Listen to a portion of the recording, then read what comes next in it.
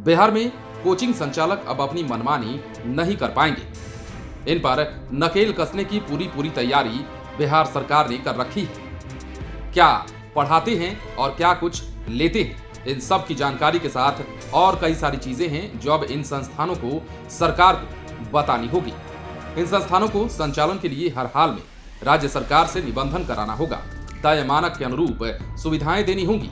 साथ ही तमाम कोर्सों के लिए योग्य शिक्षकों की टीम, जरूरी आधारभूत संरचनाएं रखनी होंगी। इसके अलावा कोचिंग संस्थानों को निबंधन आवेदन के समय ही संचालित कोर्सों के लिए शुल्क की जानकारी राज्य सरकार को देनी होगी। राज्य में निजी कोचिंग संस्थानों पर नियंत्रण के लिए बिहार कोचिंग संस्थान अधिनियम 2010 लागू है। राज्य मंत्रिमंडल विधानमंडल के दोनों सदनों और राज्यपाल की स्वीकृति के बाद ये अधिनियम 28 अप्रैल 2010 को बिहार गजट में प्रकाशित हुआ था और ये तभी से लागू है। लेकिन अब तक इस अधिनियम को लागू करने के लिए नियमावली नहीं बनी थी। अधिनियम बनने के 12 साल के बाद अब इसकी कवायद तेज हो गई है। शिक्षा विभाग ने बिहार कोचिंग संस्थान नियमावली 2022 प्रारूप बना लिया है। इसे विभागीय वेबसाइट state.bihar.in/education on बिहार पर प्रकाशित कर दिया गया है। अपर मुख्य सचिव के हस्ताक्षर से जारी नियमावली प्रारूप को लेकर सभी हितधारकों के लिए माध्यमिक शिक्षा निदेशक मनोज कुमार ने आम सूचना जारी करते हुए 31 मई तक सुझाव मांगे हैं। कोई भी अपना सुझाव निदेशक माध्यमिक के ईमेल आईडी director.edu@gmail.com पर दे सकता है। नियमावली लागू होने के 30 दिनों के अंदर सभी कोचिंग को आवेदन करना होगा।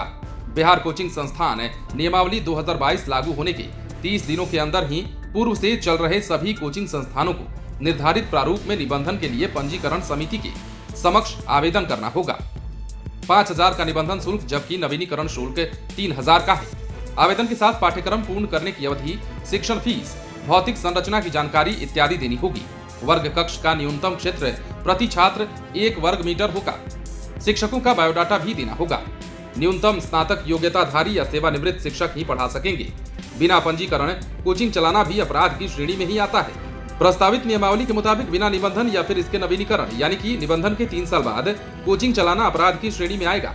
इसके अलावा अधिनियम की विशिष्टताओं या फिर किसी अन्य प्रावधान का उल्लंघन नियमावली के मुताबिक अपराध माना जाएगा। नियमावली अथवा अधिनियम के किसी भी प्रावधान के उल्लंघन पर प्रथम अपराध के लिए 25,000 तो द्वितीय अपराध के लिए 1 लाख और उसके बाद करण परीक्षा और सुनवाई का अवसर देकर निबंधन रद्द किया जाएगा। दरअसल नियमावली लागू होने के 15 दिनों के अंदर पंजीकरण समिति का गठन सभी डीएम करेंगे। इसमें खुद डीएम, एसपी, डीईओ और एक अंगीभूत कॉलेज के प्राचार्य होंगे। डीएम को नियमावली गठन के 15 दिनों के अंदर जांच कमेटी भी बनानी है। जांच डीएम या एसडीओ स्तर से नीचे के अफसर नहीं करेंगे। नियमावली में कोचिंग संस्थानों के खिलाफ शिकायत, सुनवाई और अपील के प्रावधान और इनके शुल्क भी तय किए जाएंगे। तो कुल मिलाकर बिहार में अब कोचिंग संस्थानों की मुश्किलें बढ़ने वाली है। सरकार ने ऐसी व्यवस्था कर दी है कि अब ये किसी प्रकार की मनमानी ना तो कर सकेंगे और ना ही बिना जानकारी के बच्चों के भविष्य को खराब कर सकेंगे। बने रहें लाइव सिटीज के साथ। यदि आपने इस चैनल को सब्सक्राइब नहीं किया है तो सब्सक्राइब कर लीजिए ताकि हम आपको खबरों से अपडेट रख सकें।